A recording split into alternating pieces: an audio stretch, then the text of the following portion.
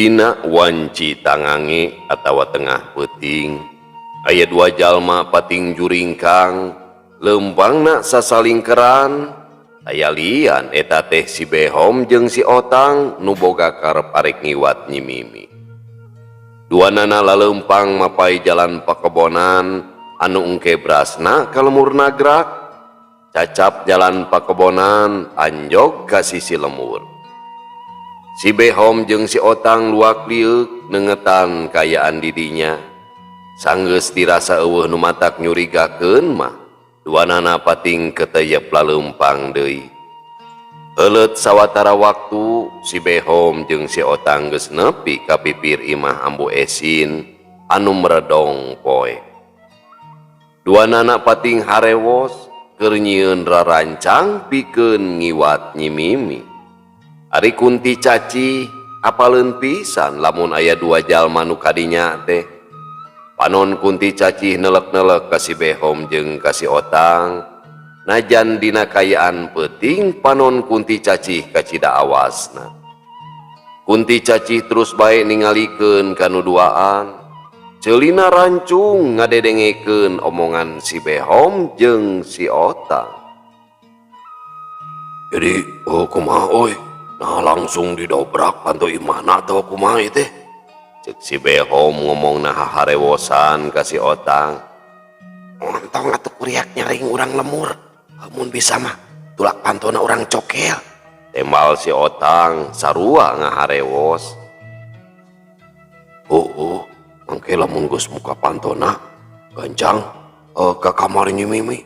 Saterusna mah bekem we sungutna. Langsung panggul bawa ke pasir anu tadi. Pokna si Behom nyidekeun. Sakabeh omongan si Behom jeung si Otang kadengieun pisan ku Kunti Caci sok sanajan anu duaan ukur haharewosan. Tetela eta dua manusia teh arek nyiwat ka Kanjeng Ratu. Dasar manusia belegu kumaha wanis ya ka Kanjeng Ratu. Awas ku aing diwaras ya. Kitu gerendengna Kunti Caci. Anu duaan carengkat lalaunan leumpang ngadeuketan ka lebah panto. Kunti Caci geus eueuh tina tangkal buahna, manehna geus ngarobah wujudna jadi tangtungan Nyi Mimi. Barang si Behom rek nyokel panto, manehna ngaranju sabab atra pisan katingali ku manehna. Lamun aya jalma keur ngungkug leumpang ka lebah dinya, si Behom gancang metot leungeunna si Otang sangkan nguliwet ka pipir. Nu leumpang beuki deukeut, nu akhirna mah ngarandeg lebah panto imah. Ari si Behom jeung si Otang caruring hak, sidik pisan eta teh Nyi Mimi. Puguh bae asa mobok manggih gorowong, nugar cadas manggih emas. Dina gerakan anu kacida gancangna, si Behom nungkup sungut Nyi Mimi, durug-dug di bawah lumpat, bari mangku awak Nyi Mimi. Si Otang ge gentak lumpat nuturkeun ka si Behom. Ari Kunti Caci nu nyamur jadi Nyi Mimi, ukur ngahenen teu ieu teu terejelan. Heuleut sawatara waktu, si Behom jeung si Otang geus nepi ka pasir. Awak Nyi Mimi gancang diecageun, bari haruha hareho awahing ku cape si Behom pok nyarita.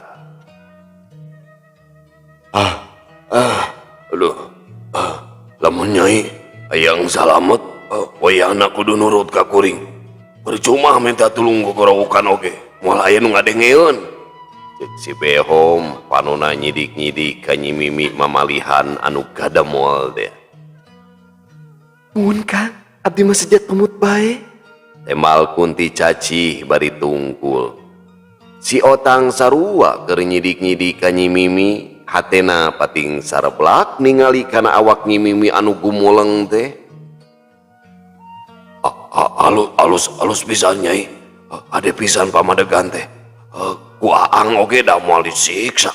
Angguran mah arek disenangkeun.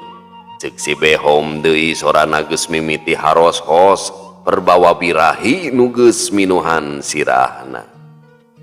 Si Otang tangka jebi ngadenge caritaan si Behom anu nyebut dirina Aang teh. Manehna ge sarua kabitaeun ku Nyi Mimi, tapi dadalah di kumaha geus heula kecap lamun Nyi Mimi bagian si Behom. Si Behom teu nolih ka baturna, regeyeng awak Nyi Mimi di pangku ngajauhan ti dinya. Si Otang ukur nuturkeun ku paneuteup ningali baturna keur mangku Nyi Mimi. Manehna ukur ngusapan sirahna, aya rasa handeueul teu milih Nyi Mimi. Kebat lampahna si Behom. Sanggeus meunang tempat anu merenah, awak Nyi Mimi digolerkeun. Waragadal muka calanana, saterusna mah awak Nyi Mimi dihompet. Leungeunna hideng nyingsatkeun samping Nyi Mimi. Bade dikumahakeun abdi teh Kang? Cek Kunti cacih bari melong kana beungeut si Behom. Nyai arek dibawa ke surga ku Aang. Temal si Behom sorana geus beuki haros-hos. Surga naon? Awak abdi geuning kalaka ditindihan. Surga Maniloka Nyai. Marengan si Behom rek ngagalentoran ka Kunti Caci. Dumadakan ka ambung bau bangke tangka mabek, atuh pugu bae si Behom ungas ingus teu kuateun ngangse bau bangke nu matak ngurel kana beuteung. Red ka Nyi Mimi, gebeg si Behom teu sirikna ngagurubu, sabab ningali Nyi Mimi jadi makhluk pikasieun. Matana polotot kawas rek locot, irungna ponghek, eta makhluk keur nyerengeh seuri, nembongkeun huntuna nu paranjang jeung sareukeut. Ingal Kang, canak abdi ka surga. Cek Kunti Caci bari ngikikik seuri. Sorana aweuhan mata kukurayeun. Panun si Behom tangka buncelik. Awakna ngagibrig awahing ku sieun. Marengan awak si Behom ngorejat. Teu kahaja senjata andalan si Behom karanggem ku leungeun kenca Kunti Caci. Si Behom ngoceak, karasa nyeri nyak serak nyelek kana angeun. Atuh. Kudutna dicepengan. Itu deui, Kunti Caci manehna ngagurubug dumeh leungeunna teu kahaja, heuda teu kahaja ngaranna ge nya. Rek muntang tadi namang beureuh. Teu kahaja kalkah ngarangeum bobogaan si Behom. Anjing, meni geunyal eta belut buhun. Cek Kunti Caci bari ngorejat hudang kaciri awakna bibiri gidigan. Jadi manehna nu malik sieun. Ari si Behom teu nolih kana nanaon deui. Berengbeng lumpat teu sirikna notog-notogkeun maneh. Teu nolih deui kana calanana. Si Behom lumpatna bari gegerewekan minta tulung. Jaba uulutudan deui nya ka mana-mani ku balgabe. Tolong. Sora si Behom pating saleor di pasir. Hari si Otang geus kabur manten, lumpat ngabecir samangsa kadenge aya nu nyikikik seuri teh. Setia kawannya buka babaturan teh. Pas si Behom kabur, Kunti Caci oge sarua mabur tidinya. Manehna ngarasa reuas dumeh geus ngaranggem belut buhun nu karasana teh geunyal pamiarsa sadayana. Saking kubaluasna, basa euteup dina tangkal buah teh Kunti Caci teu sirikna ngudupruk meh-mehan murag ti jurali tina tangkal buah. Kunti Caci teu oleh bibiri gidigan. Ari leungeun kencana diusap-usap kana tangkal buah. Angin isuk ngahiliwir nyelecep tiis meh parat kana kulit, nyulusup kana sumsum balung. Ratu Arum keur siduru nying hareupan hau anu ngadadarek. Sirikna didekeman ku sorangan awahing ku ngarasa tiris. Nyai, jahit sangu geus asak sigana mah. cek Amu Esin bari mikeun boboko ka Ratu Arum. Ratu Arum teu nemalan, tutup aseupan dibuka, aseupanana dipangku, sanguna dibahekeun kana boboko. Sangu terus bae diakeul ku Amu Esin bari digeberan ku hihit. Sok kadinya tagenkeun katelna, lain ilaing teh arek ngagoreng asin. Ieu mah asin tawes leuwih pungkil tibatan asin peda. Cek Amu Esin deui bari ngasongkeun asin tawes ka Ratu Arum. Sarai kieu asin teh ambu, sareng seungit. Temal Ratu Arum, asin tawes dialak ilik hayang nyidikeun. Sanggeus katelnakeun sarta diminyakan, Ratu Arum ngajorojos ngagoreng asin tawes. Asin tawes aya kana limana, naramprak baradag. Ratu Arum ngagorengna teu disakalikeun, tapi ditungtut lantaran katelna leutik. Basa anu saiangan geus asak, ku Ratu Arum diciwitan saeutik. Tetela asin tawes teh karasa pungkil. Sanggeus rengse popolahna, asin tawes diwadahan kana piring. Ambu asin. Duh, saruanya Ambu Esin, Ambu asin. Ambu Esin nelek-nelek kana asin tawes nu ngari 3, dina 5 tinggal 3. Kek. Ari asin tawes temurag kana hauk kitu nyai. Ingan ngari 3. Cek Ambu Esin bari mencerong ka anakna. Nyita abdi ge bingung, sigana mah digusur deui ku Kunti. Eta Kunti kasalahkeun deui. Walon Ratu Arum jongjon ngeduk sangu kana alasna, kop kana asin tawes, nyokot anu panggedena deui nya, kop deui kana sambel jeung lalap rumbah. Ratu Arum ngadekul dahar, teu ngajakan Kamu Esin sumawona ngadaguan Mbah Kune nu can mulang ditampian mah. Nu 2 ditamulan, nu 3 dicopot pangbadagna. Aduh, ieu lowog deh. Ari indung bapana Amu Esin jeung Mbah Kune disesakeun nu pangleutikna. Aduh ampun. Dasar. Amu Esin teu ngomong deui, ukur gogodeg ningali polah anakna. Ari Kunti Caci anu ngadedengekeun caritaan Ratu Arum ukur ngusapan sirahna. Kanjeng Ratu mah ukur nempukeun ka uing. Daging kotok leungit, pajar ku uing. Asin leungit, nuduh ka uing. Saeutik ka uing. Little Tommy. Heueuh ceuk bahasa Inggris nama little Tommy. Rajeun kamari mere daging kotok. Ukur huluna hungkul. Elaan huntu uger. Balas ngegelan sungut kotok anu kacida teu asna. Gerendeng Kunti Caci toleh bibiri gidigan bari leungeun kencana disusut-susut kana tangkal buah. Ngegelan eta ning pamatuk ayam. Nyaho teu as pamatuk ayam nya. Aduh, di eta ayo we nyusut-nyusut leungeun kenca ampun. Turut nyabak taeun ti peuting teh si behom. Dina wanci sariak layu, Kamu Esin aya nu datang nganteuran ancak aya kana 10na.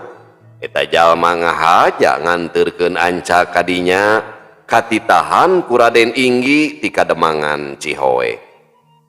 Surat anu dikirimkeun ku Ratu Arum ka Juragan Danu langsung dikintunkeun ka Raden Inggi ka Cihoe miwarangan jalmi. Ari Raden Inggi sanaos teu ngartoseun kana waleran ti Nyi Mimi ngaraos kaisinan, wireh daging mundingna liat sareng laukna rarungsep pinuh ku cucu. Teras bae Raden Inggi miwarangan deui ngadamel ancak karencangna kanggo Nyi Mimi.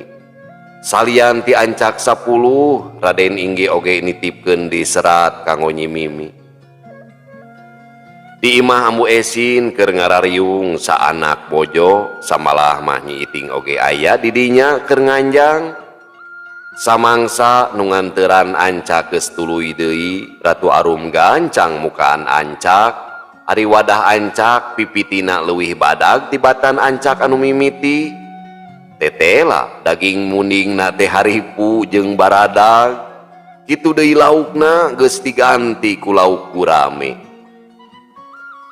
Tah iting keur ilaing hiji, lamun didahar di laukna bakal dilaan sapotong, lamun dibawa ka imah kuing moal dikuah kieu. Cek Ratu Arum bari mikeun Ancak ka Nyi Iting. Rajeun mere ilaing mah sok ditungtungan kitu Mimi. Keun bae uing marek langsung balik we. Tembal Nyi Iting bari nyokot Ancak pamere ti Ratu Arum. Dibere ge untung sia, bae mung mah kadikeun deui. Cek Ratu Arum bari nyikikik seuri. Nyi Iting gura-giru balik, kasieun Ancakna dicokot deui ku Ratu Arum. Bakune jeung Amu Esin dibere Ancak hiji sewang ku Ratu Arum, sekitu 10-nya dibere hiji sewang. Brak bae sararea dalahar Ancak babarengan, daging mundingna kacidahipuna mata kalandep kudu ngadaharna.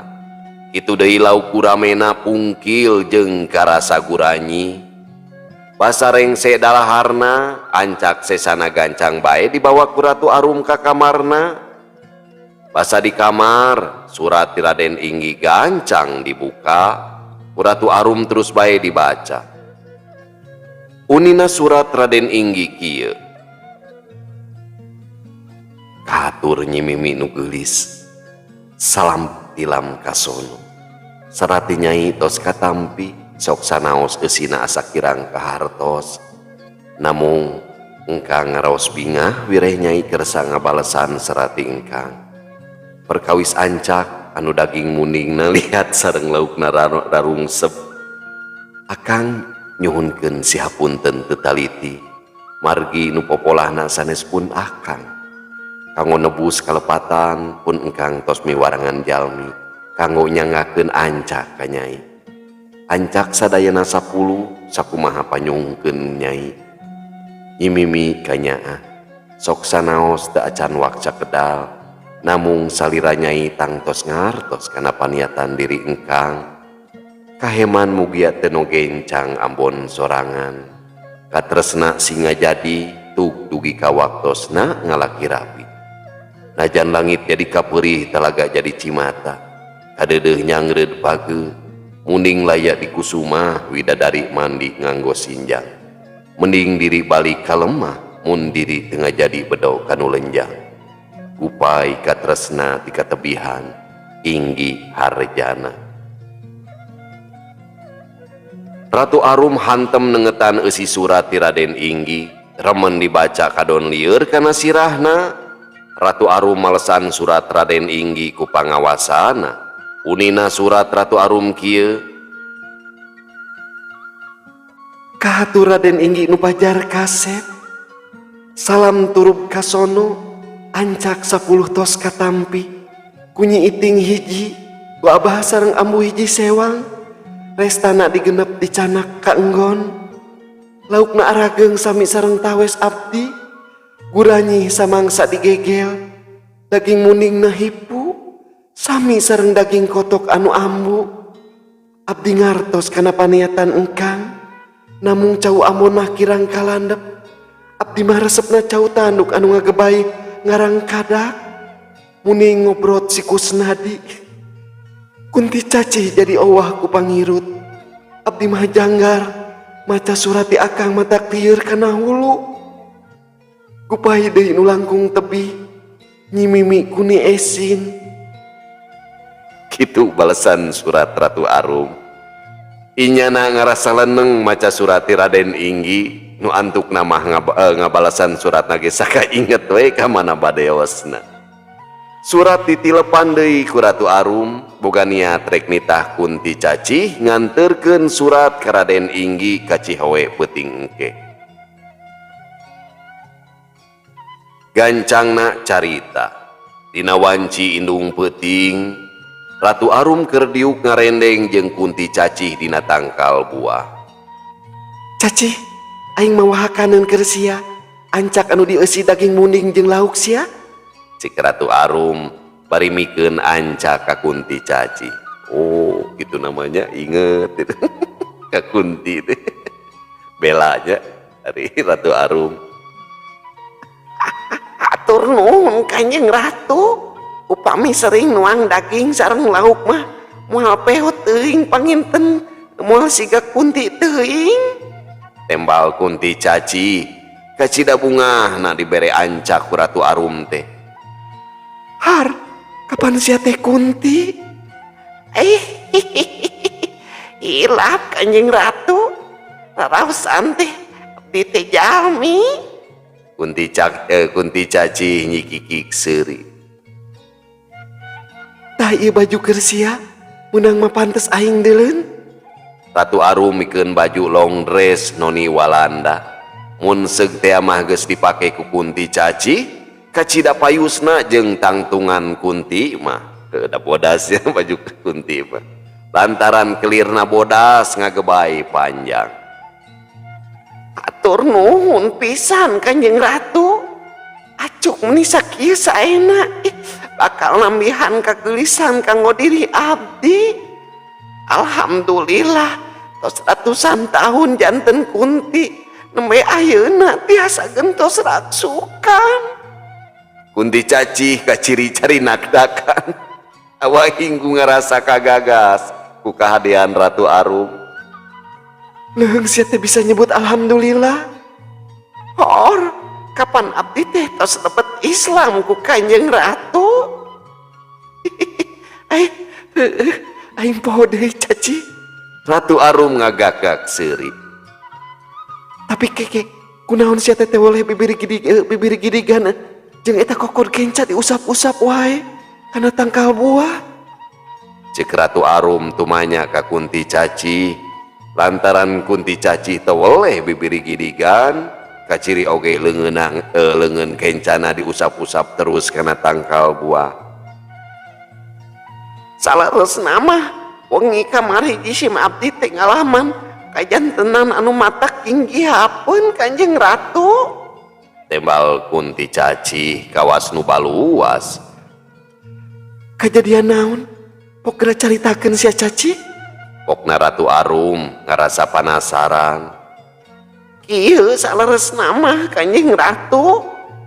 Kunti Caci nyaritakeun kajadian samangsa kadatangan dua lalaki nurek ngiwat ka Ratu Arum, kabeh dicaritakeun taya nu kaliwat. Kitu lalakonna mah Kanjeng Ratu. Kunti Caci mungkas caritana. Cacap Kunti Caci ngalalakon, Ratu Arum ngagagak seuri teu sirikna lelenggakan. Kabina-bina teuing sia teh Caci. Lain udah gusia, waras sakalian tuman. Lain sarua nakal kamilu kabur sia mah. Teu sanggem Kanjeng Ratu. Abdi tos paluas manten. Sok kantenan jalu gejulna samangsa kapur tengah ngolancingan. Moal teu luar lehor eta belut buhulna. Walon Kunti Caci deui beuki bibiri gidigan. Pika serieun wae kalakuan sia mah Caci. Keun hiji mangsa ku aing urang warah tuman. Muhun Kanjeng Ratu. Kedah diwarah. Campelak lalaki gejul teh. Kumawantun bade ngiwat Kanjeng Ratu. Ayeuna aing rek nitah ka sia Caci. Nyaeta panganterkeun surat ka Raden Inggi di Cihoe peuting ayeuna. Cik Ratu Arum bari mikeun surat ka Kunti Caci. Unjuk sumangga Kanjeng Ratu. Namung abdi kedah ngaropih wujud pangintennya Kanjeng Ratu. Tembal Kunti Caci bari nampanan surat ti Ratu Arum. Kumaha sia we Caci? Ngan ulah mantak pikasieun. Unjuk sumangga Kanjeng Ratu. Abdi ayeuna keneh seja pamit. Kunti Caci teu baha kana parentah. Langsung bae ngageleber hiber rek ngajugjug ka kademangan Cihoe.